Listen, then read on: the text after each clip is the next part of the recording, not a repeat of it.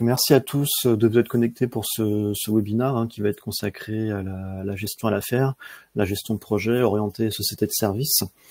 Donc nous allons voir dans ce webinaire comment on peut optimiser sa gestion à l'affaire avec des outils notamment de planification, de suivi d'affaires, de suivi de la rentabilité, comment on peut facturer un projet. Donc aujourd'hui, on va vraiment se concentrer sur la partie vraiment gestion à l'affaire, gestion de projet dans l'ERP, donc orienté société de service. Donc on organise régulièrement des webinaires sur différentes thématiques, sur nos différentes versions verticalisées. Donc là aujourd'hui, c'est vraiment société de service, gestion à l'affaire. On aura plutôt une présentation plus générale de la plateforme, plus globale, qui sera le 4 mars. On communiquera bientôt là-dessus. Je vais commencer rapidement par une présentation d'Accelor pour les gens qui ne nous connaîtraient pas. Je vais essayer de pas m'attarder trop longtemps. C'est pas des slides, c'est pas forcément le plus passionnant. Donc Accelor, nous sommes un éditeur français de solutions de gestion type ERP. Donc nous avons un ERP, enfin des ERP verticalisés sur plusieurs secteurs, avec la particularité d'avoir créé l'ERP sur notre plateforme low-code, no-code. Donc l'avantage de l'ERP, c'est que sur cette plateforme low-code, no-code, c'est qu'il va être facilement personnalisable. Notamment, on peut personnaliser les workflows grâce au BPM, personnaliser des formulaires, j'en parlerai un peu par la suite. Donc voilà, c'est un petit peu la proposition de valeur. Donc la solution a été lancée en 2016. On a eu une croissance assez régulière depuis quelques années avec une levée de fonds de 10 millions d'euros en 2022. Donc on est maintenant environ 150 salariés. On est éditeur et on s'appuie sur un réseau de partenaires intégrateurs qui sont dans 25 pays. Et on a un peu moins d'une trentaine en France qui ont chacun leur spécialité, leur zone géographique. Donc vous pouvez ils sont visualisables sur notre site web si besoin. Donc comme je l'ai dit, l'ERP Accelor est basé vraiment sur une plateforme no-code. Donc on a un ensemble de briques fonctionnelles et métiers. Donc là aujourd'hui, ça va être plutôt la gestion à l'affaire, la gestion de projet qui va nous intéresser. On a toutes les briques financières, la facturation, la comptabilité, la gestion budgétaire, le suivi de la trésorerie. On a des briques CRM, des briques SIRH, un portail client. Donc on a aussi d'autres briques, d'autres versions qui vont être plutôt, c'est pas le sujet aujourd'hui, mais orientées à industrie avec de la production, du suivi de la maintenance, de la gestion de stock. On a des outils associés comme la BI, le code, dont je parlerai par la suite. Donc voilà un petit peu un résumé. Donc Accelor est aussi open source, donc on a des versions open source qui existent. On a aussi des versions enterprise avec des modules supplémentaires. Et donc la solution est basée sur différentes briques et outils open source aussi. Pour la BI, on va utiliser Apache Superset, ou le BPM, on a le moteur de Camunda derrière. Donc voilà, je vais pas forcément entrer dans le détail de ces éléments-là, mais la solution est construite avec différentes briques et outils. Donc comme je l'ai dit, on va avoir un ensemble d'applications métiers. Donc on en verra une partie aujourd'hui, mais pas forcément toutes. Après, ça va dépendre un petit peu des versions verticalisées. Et la solution est multiplateforme, c'est-à-dire que c'est une solution qui est complètement web, on y accède depuis un navigateur internet. Ça peut être soit hébergé dans le cloud, on propose des prestations d'hébergement, nos partenaires aussi, soit vous pouvez l'installer on-premise sur votre propre infrastructure, vos serveurs. Donc à ce niveau-là, on est complètement ouvert, ça peut être soit dans le cloud, soit installé en local. Et donc on a aussi des applications mobiles, iOS et Android, qui vont reprendre certains périmètres métiers. Donc aujourd'hui notamment, je vais pas forcément la montrer aujourd'hui, mais on peut en mobilité faire la gestion de ces projets, suivi de projet. Les collaborateurs peuvent aussi saisir leur temps directement depuis l'application mobile ou saisir leur note de frais, avec possibilité d'avoir de la lecture OCR de justificatif pour remplir la note de frais. Donc voilà, on a ces applications mobiles qui existent. Donc Accelor, globalement, est concentré sur 4 grands secteurs d'activité. On peut avoir des clients qui ne sont pas forcément sur ces secteurs-là, qui vont utiliser la version plus généraliste de l'ERP, mais c'est un petit peu les 4 grands secteurs. Donc on a de l'industrie, distribution retail, on a du secteur public, avec l'armée de l'air, ministère de la Justice, service du Premier ministre. Et aujourd'hui, on va donc se concentrer plutôt sur les sociétés de services, donc avec des références comme Carbon 4, qui est un cabinet de conseil, Xeliance, qui est plutôt un éditeur de logiciels, ou Barken, qui est un groupe multi-activités, qui va faire du service, mais aussi des interventions, par exemple dans la sécurité incendie ou d'autres types de domaines. Donc voilà un petit peu pour les 4 grands secteurs d'activité, les principales références. Donc là, c'est les principales références, hein. La solution, on va dire, de façon classique, s'adresse à toutes les PME, ETI. On a parfois aussi certains grands groupes, hein, sur des périmètres métiers, hein, comme Stellantis par exemple, pour qui on va gérer le support client. On va dire que la base, c'est plutôt les PME ETI. Et après, nos partenaires peuvent adresser aussi des TPE parfois, que plutôt la version standard de l'application. Donc Axelor, le RP est basé sur un ensemble d'outils low-code, no-code, hein, que on n'a pas, c'est pas forcément le but de les voir aujourd'hui. Il y a des webinaires qui peuvent être dédiés à ces outils-là, mais globalement on a le BPM qui va permettre de vraiment modéliser les processus métiers. Donc on verra qu'on a des workflows dans le RP, mais on peut très bien adapter tous ces workflows selon vos besoins. Vous pouvez aussi prendre la main, hein, sur ces outils, c'est-à-dire que c'est des outils no-code, low-code. On a des clients qui sont formés et qui peuvent eux-mêmes prendre la main pour adapter tout ce qui est workflow. Donc le module IA, qui est un nouveau module, hein, qui est encore en phase de bêta, mais qui devrait bientôt sortir, qui permet de se connecter avec différents modèles d'IA, hein. Donc il est pensé de façon générique, hein. On peut se connecter à la fois avec Mistral, ChatGPT, Gemini, Claude ou d'autres modèles. Et donc on a notamment un chatbot, hein, qui permet d'interroger, de discuter avec l'IA pour lui demander de créer des tâches en automatique, par exemple, créer des événements, des relances clients. Enfin, on peut faire de l'OCR aussi, de la lecture de CV, par exemple. Donc, les possibilités sont infinies à ce niveau-là. On a un outil Connect qui permet vraiment de se connecter à plus de 1700 applications. Donc là, en no-code, hein, je pourrais peut-être le montrer rapidement, mais ça permet de faire des connexions no-code. Par exemple, si je veux me connecter directement, je sais pas, à des outils externes comme Jira, me connecter à des outils de mailing marketing comme Mailchimp, je peux le faire très facilement. C'est des connecteurs qui sont déjà pré-câblés. Donc il n'y a pas besoin de développer des API pour se connecter aux différentes applications. On a le studio qui permet de créer des formulaires, hein, en faisant du drag and drop, hein. Donc vous voulez modifier un formulaire existant de l'ERP ou en créer un nouveau, ben, vous pouvez le faire via du drag and drop. Template, c'est pour générer des rapports ou des états en low-code, hein. Par exemple, modifier un modèle de facture, de devis, de commande, c'est possible en low-code. Et BI, on en parlera aujourd'hui, ça permet de vraiment faire de l'analyse, hein, de données, des tableaux de bord, des graphiques sur ces données. Donc voilà pour cette présentation rapide de la société. Donc ce que je vous propose, c'est qu'on passe directement à la présentation de l'outil sur la partie notamment gestion à l'affaire, hein, qui est le sujet d'aujourd'hui. Hop. Alors je vais plutôt me mettre voilà ici. Donc je voyais juste qu'il y avait une question avant de commencer. Bonjour, est-ce qu'il est possible de créer une interface avec l'ERP Everwin? Alors oui, ça serait possible, hein, de se connecter à une solution comme Everwin, hein, notamment via des API, hein. Si Everwin a des API, je pense qu'il y a le cas, c'est des choses qui sont tout à fait envisageables. Après, ça peut être aussi de l'insynchronisation avec échange de fichiers, enfin via import-export un petit peu automatisé. Ça, c'est une autre possibilité si on veut pas de temps réel, mais c'est des choses qui sont tout à fait possibles. Donc voilà, donc là je me suis connecté à la plateforme Axelor, hein. Donc là je suis sur une version on va dire verticalisée service ici, hein, notamment pour toute la partie gestion à l'affaire. On peut faire de la gestion à l'affaire orientée industrie, mais ça va pas être le sujet aujourd'hui. Là on va être vraiment sur la partie gestion à l'affaire, gestion de projet, orientée société de service. Donc au niveau de l'ergonomie, je vais quand même vous parler de l'ergonomie de la solution, mais c'est pas une démonstration générale, mais il y a peut-être des gens qui ne la connaissent pas. Donc là, je me suis connecté, hein, là, je suis connecté en tant qu'utilisateur admin. Donc vous allez voir que j'ai accès à un ensemble de modules ici, ce qui va pas être le cas de tous les utilisateurs, bien sûr, hein. Donc on retrouve à gauche ici les différents modules de l'application, hein. Donc là, tout ce qui est gestion de projet, gestion à l'affaire, facturation, compta, contrat, suivi SIRH, gestion commerciale, CRM. Donc là, j'ai vraiment accès à tous les modules de l'application. Bien sûr, vous pouvez définir après des droits d'accès en particulier à des utilisateurs, à des services, à des groupes, pour ne leur donner accès qu'à certaines briques métiers, par exemple. Un commercial pourra peut-être avoir accès qu'aux briques CRM et aux briques vente, il verra pas les autres modules. Vous pouvez donner des accès aussi qu'à certaines entrées de menu. Et vous pouvez aller même beaucoup plus loin hein, pour donner des accès enfin, indiquer quels sont les accès à certains champs de certains formulaires. Hein.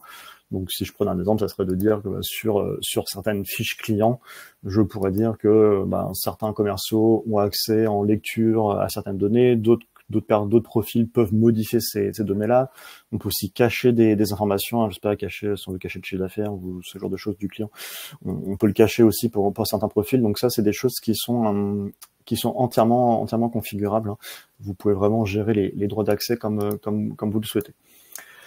Ensuite, donc quand je me suis connecté à l'application, je suis arrivé sur un écran d'accueil. Hein, là encore, il est entièrement personnalisable. C'est-à-dire que là, c'est un exemple d'écran d'accueil pour une personne qui gérait de la facturation client, hein, qui gérait la liste des factures clients non soldées, qui aura accès à des reportings sur le chiffre d'affaires, par exemple, ou le revenu généré. Mais quelqu'un qui aurait une activité par exemple, de gestion de projet pourrait voir la liste de ses projets, de ses tâches. Donc ça, c'est entièrement configurable. On verra qu'il y a vraiment en standard déjà pas mal de tableaux de bord standard, mais il est tout à fait possible d'en créer de nouveaux, notamment grâce à l'outil de BI. Donc voilà, l'écran d'accueil est entièrement personnalisable à ce niveau-là. Et dernier point, c'est que l'application est vraiment modulaire. Hein, donc on n'est pas du tout obligé d'installer tous ces modules-là. C'est-à-dire qu'on peut très bien choisir de n'installer que certaines briques métiers. Après, nous, on n'a pas de tarification par module, donc toutes les briques métiers sont là, mais il est possible de ne pas toutes les installer au départ et de les activer par la suite s'il y a des nouveaux besoins. Mais on n'est pas obligé d'installer vraiment tout le périmètre fonctionnel de l'ERP dès le départ. Hein. Je sais pas, si on n'a pas besoin d'un module de parc automobile ou de support client, on peut tout simplement les installer. Et il sera toujours possible de les installer par la suite hein, si le besoin se fait sentir. Mais donc il y a vraiment l'aspect modulaire de la solution qui existe. Donc ce que je vous propose, c'est qu'on rentre tout de suite dans le vif du sujet de la gestion à l'affaire, gestion de projet. Donc on va un petit peu voir qu'est-ce qu'une affaire, hein, un projet, comment ils peuvent être créés. On verra après tout ce qui est aspect, notamment planification des ressources, hein, comment on peut ensuite, sur une affaire, un projet, créer des tâches, planifier du temps pour nos ressources, hein, sur des plannings, visualiser un plan de charge. Et après, on pourra voir comment on peut gérer notre affaire, hein, notamment comment ça peut être facturé, comment on peut rattacher des achats, comment on peut suivre après la rentabilité. Donc la gestion à l'affaire va se passer sur le module ici que l'on appelle gestion de projet, avec notamment une distinction projet affaire. Donc en gros, une affaire, ça va être un projet client, hein, c'est un projet client pour lequel on va vouloir ensuite facturer, suivre une rentabilité. Donc, on a aussi des projets qui sont des projets, on va dire, simples, mais là, qui vont être des projets internes. Hein, c'est des projets où il n'y a pas de clients. C'est, par exemple, des projets de R&D en interne pour lesquels on va vouloir créer des tâches, suivre des temps passés. Mais il n'y aura pas de notion derrière de facturation, de refacturation d'achat, de notes de frais, de suivi de rentabilité. Donc voilà, c'est la distinction un petit peu qui est faite entre projet et affaire. Donc, je vais aller sur une affaire pour vous montrer un petit peu les différents éléments et après j'expliquerai comment on peut créer une affaire dans le système. Donc, on va prendre par exemple une mission conseil Apollo. Hein, donc voilà, là c'est un exemple pour un cabinet de conseil, mais tout ce qui est gestion à l'affaire peut s'adapter à vraiment de nombreux secteurs d'activité. Hein. Ça peut être des ESN, des éditeurs de logiciels, des cabinets de conseil, des cabinets de sociétés d'ingénierie, des cabinets d'architecture, des agences de marketing, communication.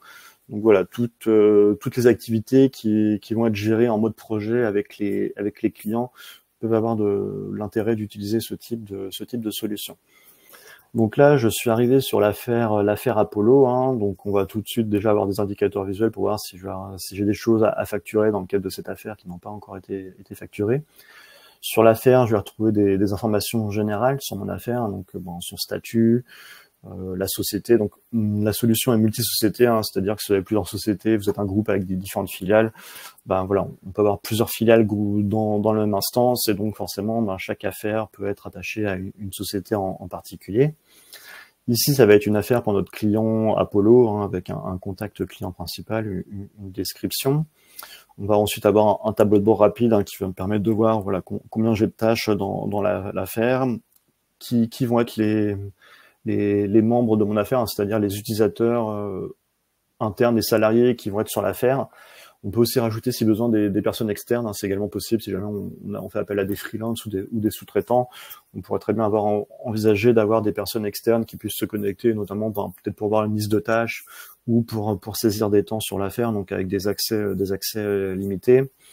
Je peux directement voir un petit peu le temps que j'ai déjà passé sur cette affaire-là. Et donc après, on va retrouver un certain nombre d'éléments dans une affaire que je vais pouvoir expliquer. Alors, les affaires sont complètement configurables, hein, c'est-à-dire qu'on peut configurer nos affaires comme on le souhaite, hein, c'est-à-dire que on n'a pas forcément toutes les mêmes configurations d'une affaire à l'autre. Si on a des cas de figure différents, on peut vraiment les configurer comme on le souhaite, hein. Alors, je vais pas rentrer dans le détail de toutes les configurations, mais on peut indiquer, par exemple, si on veut plutôt une unité de temps en heures ou en jours sur le projet, savoir si on va plutôt déclarer des jours ou des heures, savoir est-ce qu'il y a un nombre d'heures de jours, par exemple, là-dessus. On va pouvoir ici choisir les membres, hein, d'une affaire, hein, dire, je vais peut-être rajouter une autre personne, hein, sur mon affaire-là, qui aura accès à cette affaire. On peut aussi créer une arborescence d'affaires, hein, c'est-à-dire qu'on peut avoir une affaire qui va être une affaire parente avec des sous-projets derrière, hein. Donc, il y a une notion d'arborescence qui existe. Et après, ça va être des configurations pour vraiment personnaliser l'affaire, indiquer voilà quels vont être les statuts des tâches de cette affaire-là.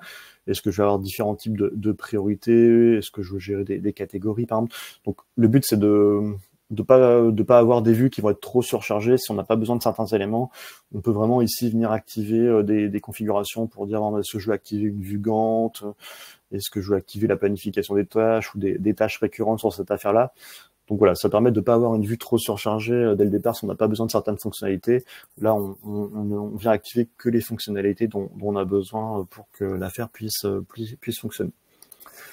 Donc, une affaire dans sa structure va être composée de tâches, hein. Donc, les tâches, on va pouvoir les visualiser de plusieurs manières. On va avoir des notions de vue Gantt, hein, si on veut visualiser des tâches de cette façon-là, sachant que on peut créer des liens entre les tâches, hein, dire je crée un lien entre ces tâches-là, et comme ça, voilà, si j'en bouge une, ça va me bouger l'autre. Donc on a cette notion de Gantt qui va déjà permettre d'avoir une visualisation dans le temps des différentes tâches, savoir voilà, à partir de quand elles ont été planifiées jusqu'à quand elles vont.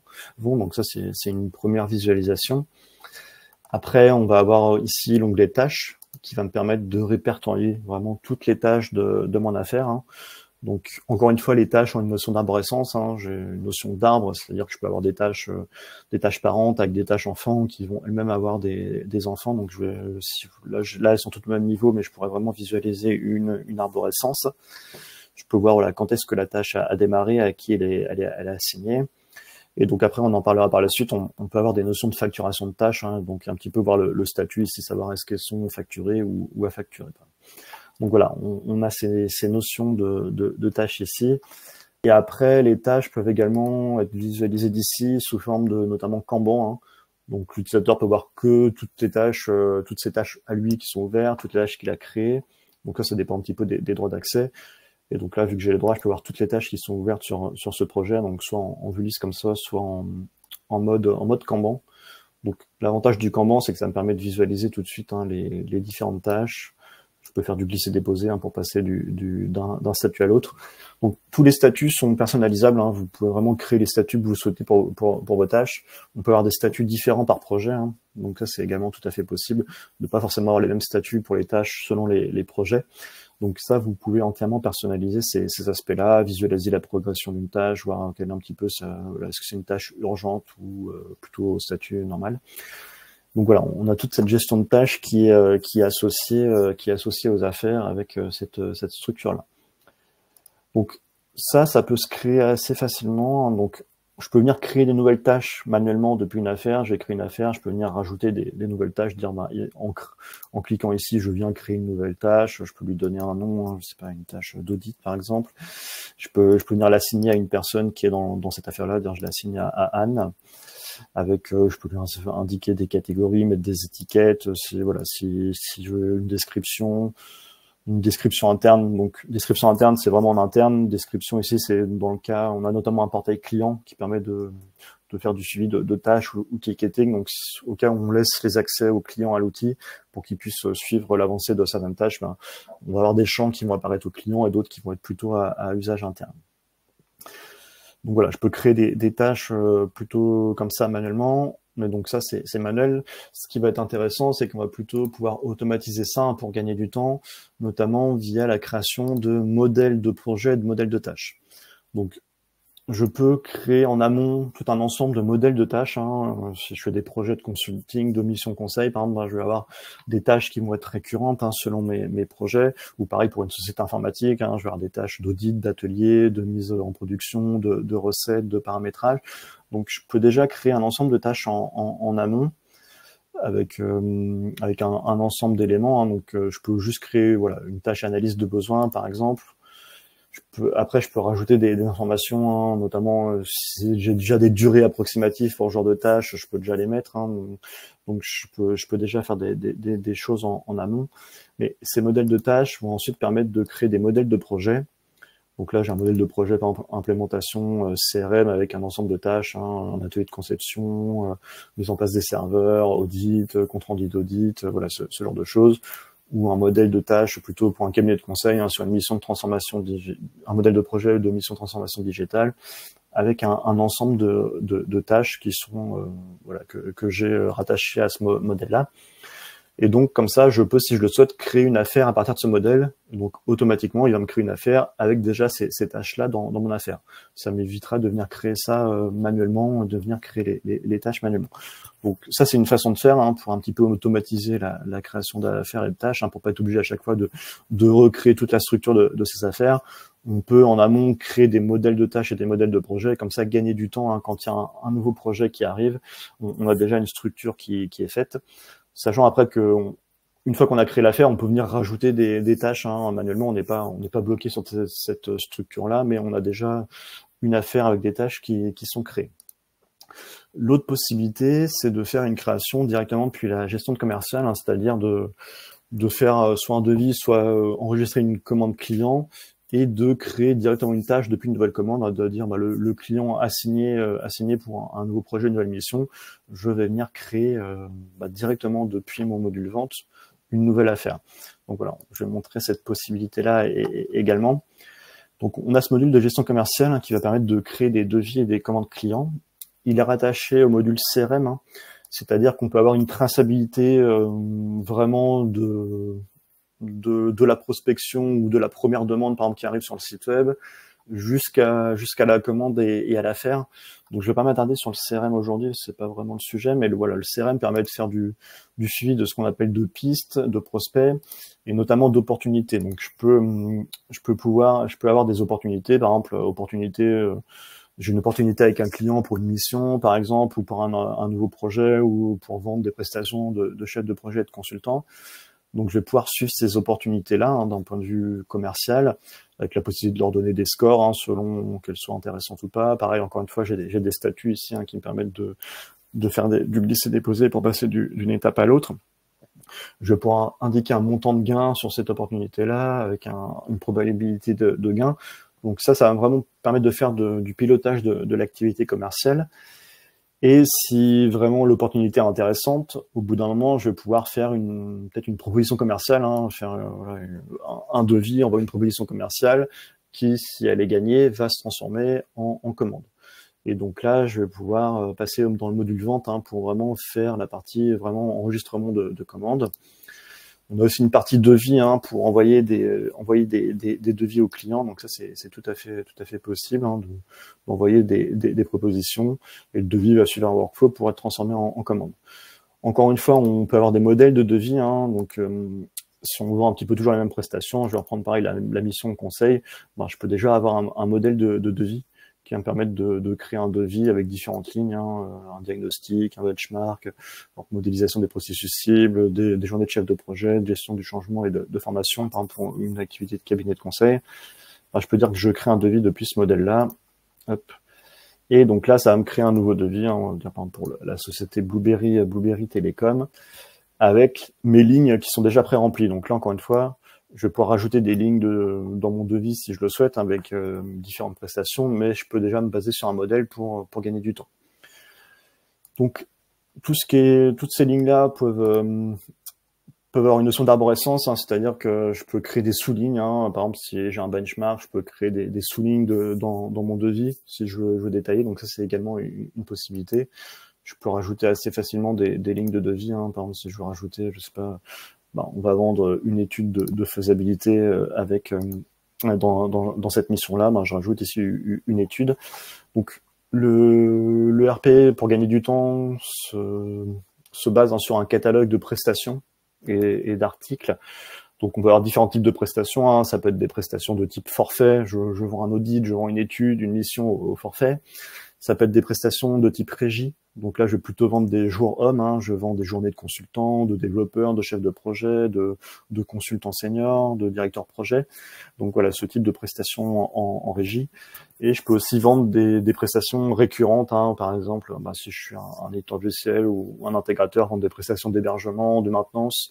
Donc voilà, ce type de prestations-là. Donc le système peut, quand on crée un devis, une commande, se baser sur ces éléments-là pour gagner du temps, encore une fois, hein, et savoir que si on vend des journées de consultants, elles sont par exemple à 800 € la journée avec un tarif public. Après, on a bien sûr la possibilité d'avoir des tarifs négociés pour chaque client via ce qu'on appelle des listes de prix, où là, on va pouvoir indiquer pour ce client-là, au lieu que la journée de consultant soit 800 €, lui, il va l'avoir peut-être à 750 ou 700 € parce qu'elle a été négociée. Donc, on a ces notions-là de tarifs aussi qui existent. Donc là, j'ai un devis avec un ensemble de prestations qui est fait. Donc, on va dire pour montrer l'exemple, on va le finaliser. Une fois que c'est finalisé, on peut l'envoyer par email au client. Hein. Donc, encore une fois, comme on l'a vu avec la notion de l'outil Accelère Tempête, on peut personnaliser les envois de devis. Donc, ça peut être des devis simples ou des propositions commerciales plus évoluées. Hein. Ça, c'est également possible d'envoyer un PowerPoint avec différentes données ou un Word avec pas mal de données. Vous pouvez créer un petit peu les modèles que vous le souhaitez. Et donc, si le client a donné son accord, on va dire qu'on confirme la commande. On a aussi des connecteurs avec des solutions de signature électronique, hein, comme YouSign ou DocuSign, où on peut faire signer le bon de commande directement au client. Donc ça, c'est également une possibilité. Et donc là, j'ai une commande qui a été confirmée. Pour l'instant, j'ai pas encore créé d'affaires. Donc une autre possibilité, c'est depuis la commande, ici, d'aller dans l'onglet Affaires et de dire au système, je veux venir générer une nouvelle affaire depuis ma commande. Et donc là, je peux dire au système de venir, par exemple, il peut venir juste me générer une affaire, ou je peux aller plus loin en lui disant de me générer, par exemple, une affaire avec dans l'affaire des tâches par ligne de commande. Donc là, par exemple, si je lui demandais ça, il viendra me générer une nouvelle affaire avec des tâches qui vont reprendre le détail de mes lignes de commande. Donc j'aurai une tâche diagnostic audit initial, une tâche benchmark, une tâche modélisation des processus. Donc voilà, ça c'est un autre moyen de génération aussi, hein, qui peut me faire gagner du temps. Et donc voilà, là il m'a créé mon affaire Blueberry Telecom avec mes tâches qu'on retrouve ici, information, voilà. Donc ça, voilà. Je peux aussi générer des affaires directement depuis une commande. Donc j'ai montré les différentes possibilités. On peut en choisir qu'une ou en choisir plusieurs. Hein, ça dépend un petit peu des fonctionnements de chacun. Mais voilà, il y a vraiment différentes possibilités pour tout ce qui est création d'affaires.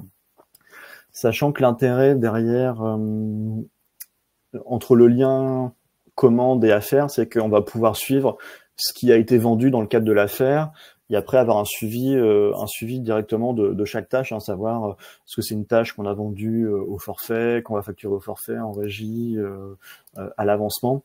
Il y a différents modes de facturation qui existent. Hein. On peut le voir, on peut le voir ici. Hein. Donc là, j'avais mis un mode de facturation standard via le devis. Mais si je fais une autre affaire pour vous montrer un exemple, hop. Je peux, si je le souhaite, indiquer ici comment je souhaite facturer cette ligne de prestation, hein, savoir est-ce que je la facture standard via le devis, c'est-à-dire que je viens juste facturer, une fois que ma commande est faite, je viens la facturer simplement, je passe pas forcément via l'affaire. Je peux indiquer que je souhaite une facturation plutôt via l'affaire. Dans ces cas-là, on va voir comment on facture directement via l'affaire. Je peux faire de la facturation à la livraison aussi, indiquer si j'ai des notions de PV de livraison, indiquer que je viens facturer cette prestation-là que quand elle sera livrée au client. Je peux faire de la facturation au forfait. qu'on verra par la suite. Donc là, je viens facturer un forfait, facturer des temps passés, donc là, venir déclarer des temps et facturer les temps réellement passés, ou faire de la facturation à l'avancement. Donc là, on pourra déclarer un état d'avancement et facturer que l'avancement de la tâche. Donc voilà, encore une fois, on va pas forcément, tout le monde ne va pas utiliser toutes les possibilités, mais l'outil offre vraiment plusieurs typologies de facturation hein, qui puissent s'adapter un petit peu aux différents contextes. Donc voilà, c'était pour montrer cet aspect-là. Donc je vais revenir ici sur mon affaire. Donc là, on a rattaché une commande à une affaire, hein, ce qu'on a vu un petit peu ici. Donc ça, on le retrouve après dans les données financières de l'affaire. Je peux retrouver mes différentes commandes qui sont attachées. Donc là, j'ai une commande. Hein, j'avais créé une commande pour Apollo avec mes différentes lignes de commande. Donc voilà, je retrouve ici au niveau de l'affaire un petit peu tous les éléments qui ont été rattachés. Hein. Je peux avoir plusieurs commandes rattachées à une affaire, aussi des devis en cours dans cette affaire-là. Et après, on verra aussi qu'on peut rattacher des commandes d'achat, des notes de frais, des contrats à une affaire. Hein. C'est pas seulement des commandes de vente. Mais l'objectif de l'affaire, c'est vraiment de centraliser tous les éléments qui sont liés à une affaire pour savoir à la fin quelle a été la rentabilité, hein, savoir qu'est-ce qu'on a vendu, hein, quelles ont été les commandes liées à cette affaire-là, qu'est-ce qui était prévu sur l'affaire, et après venir rattacher d'autres éléments comme des achats. Hein, si on a dû acheter du matériel, faire appel à des sous-traitants, ça va être des coûts qu'on a eu sur les affaires, hein, pareil pour les temps passés ou les notes de frais, et le but à la fin va être d'en sortir des reportings pour en sortir une rentabilité. Donc voilà, je retrouve ces éléments-là sur mon affaire. Donc une fois que j'ai mon affaire, alors je l'ai fermé, hop. Une fois que j'ai mon affaire avec mes différentes tâches, ce que je vais devoir faire, c'est que je vais devoir venir planifier hein, du temps pour mes collaborateurs sur mes affaires, mes missions et mes tâches. Et donc là, on va plutôt passer à la partie planification de projet, où on va pouvoir venir planifier du temps aux différents collaborateurs sur nos missions et nos affaires. Donc on va avoir différents plannings comme ça. Donc là, j'ai créé un planning de consultant. On peut avoir vraiment plusieurs plannings. Hein. Ça peut être des plannings par business unit, des plannings par société. Donc là, je peux avoir un planning consultant, un planning chef de projet, un planning directeur de projet. Donc je peux comme ça créer vraiment plusieurs plannings. Sur chaque planning, je peux sélectionner les employés pour lesquels je vais voir le planning. Hein. Donc là, je vais en accéder quelques-uns, mais potentiellement, je pourrais avoir un planning avec tous les employés sur le planning. Là, j'ai pris que les consultants, par exemple. Automatiquement, on peut ajouter tous les projets des membres sélectionnés. Hein. Donc là, j'ai sélectionné ces personnes-là. Automatiquement, il m'ajoute tous les projets sur lesquels ces personnes-là sont. Et je vais pouvoir visualiser un planning, notamment par employé. Et donc là, je vais arriver sur une vue de planification qui va me permettre de visualiser le plan de charge des équipes, savoir donc là mes différents collaborateurs. Hein. J'ai Daniel Silva, Anne Giraud, Alex David. Je peux voir sur quelle mission ils sont actuellement et je peux voir sur le planning, est-ce que je leur ai planifié du temps ou pas, qu'est-ce que je leur ai planifié. Donc là, il est ici sur cette mission-là, il est sur une tâche de benchmark qui est étude de marché, par exemple. Et ce qui est intéressant, c'est que je vais avoir tout de suite une vision du plan de charge. Donc je peux tout de suite voir ici si c'est 100% que la personne est staffée à 100% là sur cette période-là, donc elle a été complètement staffée, je pourrais pas lui rajouter du temps dessus. Donc ça va prendre en compte le planning de la personne, savoir par exemple si elle est à temps plein, qui travaille 35-39 heures par semaine, ça va prendre en compte ces éléments-là. Si elle est à mi-temps, bien sûr, elle sera staffée à 100% sur une demi-journée, par exemple, ou que la moitié de la semaine. Si c'est ici en bleu, ça veut dire que là, je peux encore planifier du temps. Hein, donc là, il est chargé à 48%, 75%. Donc là, je pourrais encore un peu lui planifier du temps. Et là, ici, c'est du rouge. Donc là, ça veut dire que j'ai, là, il est trop staffé. Hein, on lui a planifié trop de temps ici. Donc là, ce que je vais devoir faire, c'est que cette phase-là, soit je peux venir l'assigner à quelqu'un d'autre en disant, je vais plutôt la mettre à quelqu'un ici, là, Alex David, qui est pas chargé cette semaine-là. Soit je pourrais la repousser pour cette personne-là à un autre moment. Donc là, voilà, je l'ai repoussé. Donc là, c'est bon. Daniel Silva n'est plus trop chargé ici. Donc ça, c'est une vue assez intéressante qui va permettre vraiment de planifier les projets et tout de suite avoir une vision du plan de charge.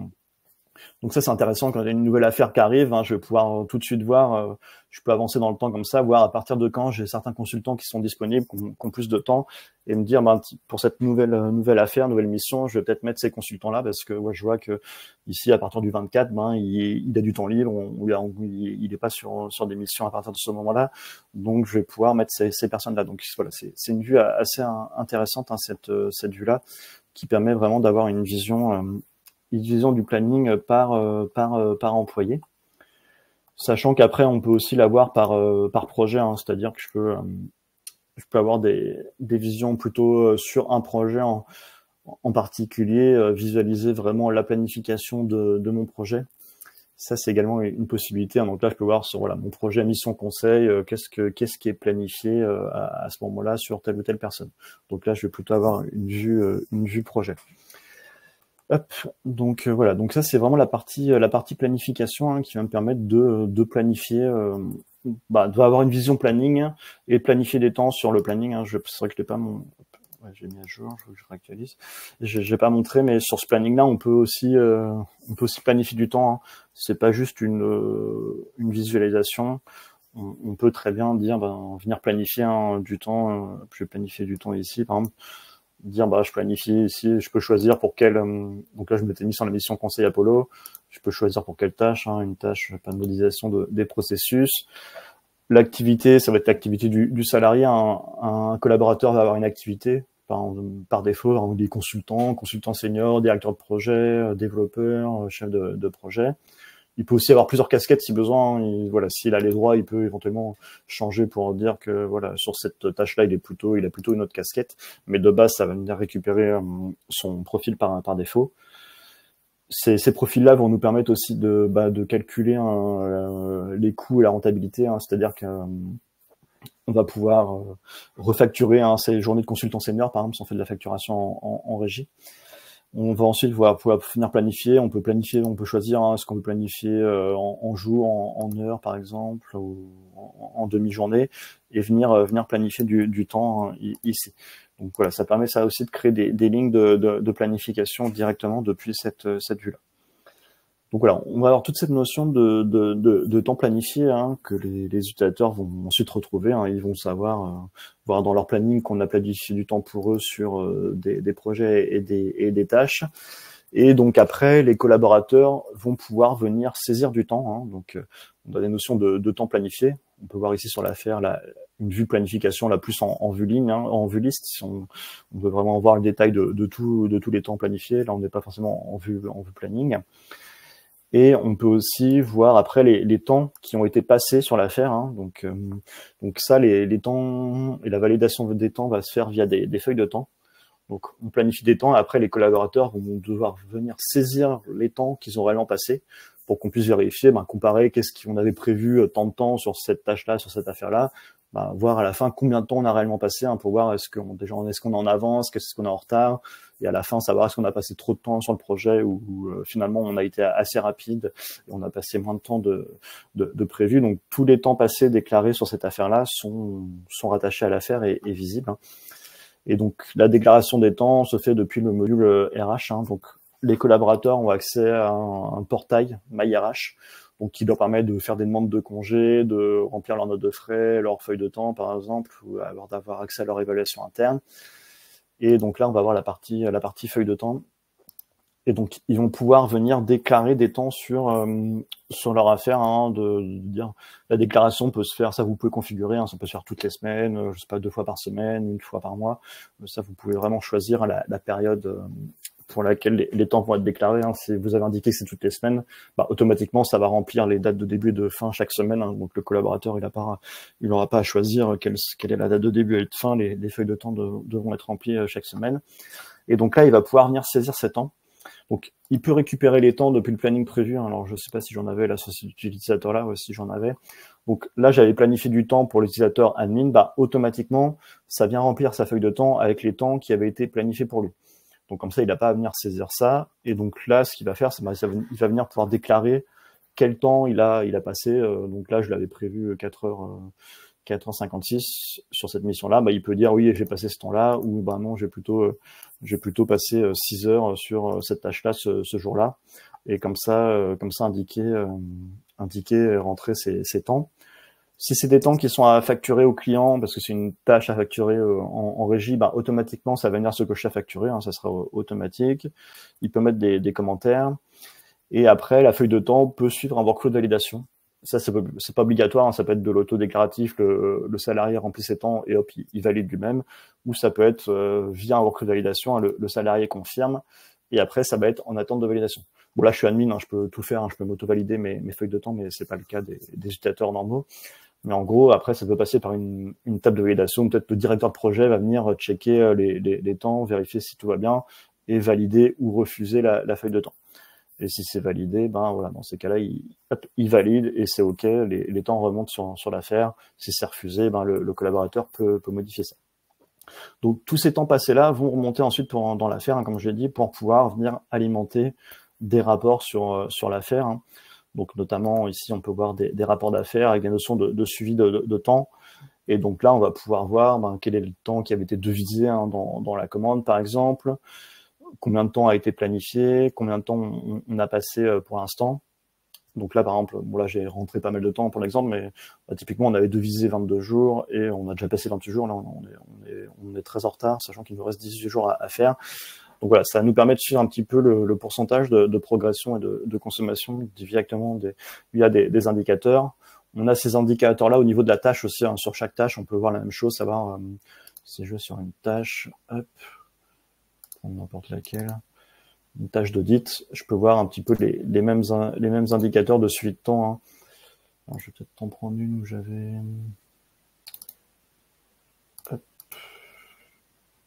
Temps, voilà. On peut voir ici un petit peu les temps qu'on avait devisés, les temps estimés, les temps planifiés, les temps passés au niveau d'une tâche. Donc voilà, donc ça c'est vraiment pour la partie suivi des temps, planification. Et donc après, ce qui va nous intéresser, c'est la partie facturation. Hein. Donc j'ai indiqué que tout à l'heure qu'on avait vraiment plusieurs modes de facturation. Donc sur une tâche, on va retrouver ce qu'on appelle les données financières et le mode de facturation de la tâche. Donc voilà, ça peut être facturation au temps passé, au forfait, pas de facturation ou à l'avancement par exemple. Donc là, j'ai une tâche qui, je sais qu'elle va être facturée au temps passé. Donc tous les temps qui vont être déclarés sur les feuilles de temps vont venir ici être refacturés au client parce qu'on a décidé de la facturer au temps passé. Et donc voilà, on peut avoir un suivi des temps, savoir que sur cette tâche-là, j'avais devisé 5 jours, j'en ai passé 2, il me reste 3 jours à faire. Hein. J'ai 3 jours de reste à faire. On va avoir aussi des tâches qui vont être à l'avancement, en facturation à l'avancement. Donc là, en fait, on va venir déclarer un pourcentage de progression et facturer ce pourcentage de progression. Donc là, c'est une tâche qui a facturé à l'avancement. Donc là, j'ai facturé pour l'instant 50% de mon avancement. Hop. Donc voilà, je vois quand j'en ai facturé 50%. Donc là, ça va être plutôt facturation à l'avancement et d'autres qui vont être facturés au forfait. Donc en fait, on vient configurer un petit peu la facturation. Donc là, j'ai fait un mélange vraiment sur un même projet de différents types de facturation. Ça peut être beaucoup plus simple. Hein. Ça peut être je facture ce projet qu'au forfait, donc je viens juste facturer mes prestations au forfait, ou je facture qu'à l'avancement, ou je facture que temps passé. J'ai pas forcément un mélange des 3 types de facturation, mais voilà, c'est un petit peu montrer un exemple des possibilités. Et une fois que j'ai ça, je vais pouvoir venir générer après ma facturation à l'affaire et venir dire que je viens facturer mon affaire. Donc là, je le fais manuellement, mais après, on a ce qu'on appelle des batchs qui peuvent venir tourner et venir générer la facturation de l'affaire toutes les semaines ou tous les mois et automatiquement venir remonter tous les éléments à facturer dans le cadre d'une affaire, hein, pas être obligé de venir cliquer à la main sur chaque affaire. Hein, là, c'est pour le cadre de la démo. Et donc là, je vais être sur ma facturation d'affaires et le système va venir me remonter tout ce qui est facturable dans le cadre de cette affaire. Donc là, je peux voir que j'ai des temps passés qui sont facturables, hein, collaborateur admin ici qui a déclaré du temps sur des tâches à refacturer au client. Il a déclaré 14 heures, donc j'ai ces 14 heures-là qui peuvent être refacturées au client. Je peux avoir des notes de frais aussi, hein, donc j'aurai pas forcément le temps de les montrer, mais les collaborateurs peuvent déclarer des notes de frais et les rattacher à des affaires, disent qu'ils ont, dans le cadre d'affaires, ils ont dû se déplacer pour aller chez le client, par exemple. On peut choisir, donc, soit ça peut être un forfait, refacturer au forfait les notes de frais, soit refacturer au coût réel. Donc ça, dans le cas où je refacture au coût réel, je viens refacturer les frais déclarés par le client dans le cadre de l'affaire. Et après, j'ai ici des tâches qui vont être refacturées au client dans le cadre de l'affaire. Donc ça peut être des tâches au forfait ou ou selon la progression que je viens refacturer.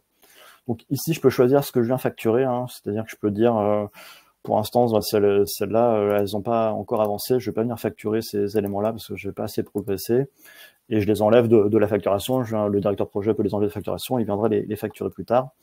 Et voilà, dans ces cas-là, je vais plutôt facturer ça ici et générer ma facture dans le cadre de l'affaire. Et donc là, je viens facturer mon affaire avec mes différents éléments. Donc là, c'est vraiment de la facturation à l'affaire. Je viens vraiment suivre ce que je veux facturer dans le cadre de l'affaire pour avoir une facturation précise de mes différents éléments selon l'avancement, par exemple, selon ma progression. Donc ça, c'est l'intérêt vraiment de la facturation à l'affaire, d'avoir une centralisation et d'avoir tous les éléments à facturer qui remontent dans l'affaire, sans être obligé d'aller les chercher à droite, à gauche. Après, je suis pas obligé de passer par la facturation d'affaires, comme j'ai dit tout à l'heure. J'aurais pu tout simplement facturer ma commande. J'ai une commande qui a été confirmée ici. Je veux pas faire de facturation à l'affaire. J'ai des éléments dans ma commande. Je peux venir générer ma facture et dire je viens facturer. Je viens facturer ma commande tout simplement. Soit tout facturer, soit facturer un acompte ou selon un échéancier. Mais dans ces cas-là, c'est assez simple. Je viens générer la facture depuis ma commande. Je touche pas à la gestion à l'affaire. Je peux très bien le faire aussi simplement. Je suis pas obligé de passer par la gestion à l'affaire si je veux faire une facturation, commande facture simple. Voilà, c'est vraiment pour montrer un cas simple. Et donc une fois que j'ai facturé tout ça, tous ces éléments-là vont venir, vont rentrer après dans les rapports et suivi financier de l'affaire. C'est-à-dire, je vais pouvoir avoir un suivi financier de mon affaire pour voir qu'est-ce qui avait été vendu au niveau quel est le chiffre d'affaires vendu, quels étaient les coûts prévus sur l'affaire avec la marge prévisionnelle, et ça va venir alimenter le réel ensuite, savoir qu'est-ce que j'ai actuellement réellement facturé au client, quels ont été les coûts que j'ai aussi, des coûts qui ont été pris en compte sur cette affaire-là. Alors je l'ai pas montré, mais on peut créer des commandes d'achat depuis une affaire ou depuis une tâche, pour dire qu'il y a des tâches qui sont sous-traitées. On va créer des commandes d'achat, on peut acheter du matériel aussi, donc ça c'est des coûts qui vont venir sur l'affaire. Et donc à n'importe quel moment d'une affaire, je peux voir où est-ce que j'en suis de ma marge. Donc là voilà, pour l'instant pour l'instant c'est pas positif, mais au niveau de l'atterrissage, je vois que j'ai plutôt une marge positive, donc normalement ça devrait aller au fil du temps. Mais voilà, ça me permet de voir actuellement où est-ce que j'en suis et qu'est-ce qui est prévu au niveau de l'atterrissage. Et je peux aussi voir tout ce que j'ai facturé directement sur cette affaire-là depuis ici. Donc sur chaque affaire, je vais avoir des indicateurs comme ça, financiers. Et après, si je veux aller plus loin, j'ai ce que j'ai parlé au début, j'ai une notion de BI, donc là qui va me permettre d'aller plus loin avec des tableaux de bord assez avancés sur les affaires. Donc là, on va avoir au niveau de la BI des tableaux de bord plus avancés. L'intérêt de la BI, c'est que vous pourrez créer vos propres reporting et dashboards comme vous le souhaitez. Donc là, c'est des exemples qu'on a, mais on peut avoir des tableaux de bord comme ça avec une vue plus globale sur tous les projets, sur l'évolution des marges par projet, sur les budgets par exemple, sur les tâches actives, avoir des choses un peu plus détaillées aussi. Donc là, on est vraiment sur du reporting. Là, vous pouvez vraiment créer vos propres reporting, vos propres tableaux de bord. Vous avez accès à la création de dashboards, la création de graphiques. Donc vous pouvez créer de nouveaux graphiques. Vous avez accès à plus d'une quarantaine de composants pour créer les graphiques que vous voulez. Donc voilà, il y a déjà un certain nombre de tableaux de bord qui existent en standard, notamment pour tout ce qui est gestion à l'affaire, mais vous pouvez vraiment après créer vos propres indicateurs pour vraiment sortir un petit peu les reporting que vous souhaitez sur votre suivi de projet, suivi d'affaires, parce que ça c'est vraiment variable d'une société à l'autre, ou selon le secteur d'activité aussi. Donc l'outil de BI, c'est un gros point fort pour venir vraiment personnaliser toute cette partie reporting dans le cadre de l'affaire.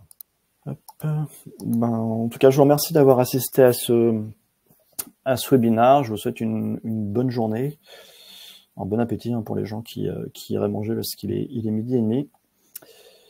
Et donc, j'espère vous revoir pour un prochain webinaire. Et donc, comme je dis, n'hésitez pas à nous contacter si vous avez vraiment plus de questions, vous voulez avoir des démonstrations sur des points plus précis. Merci à tous.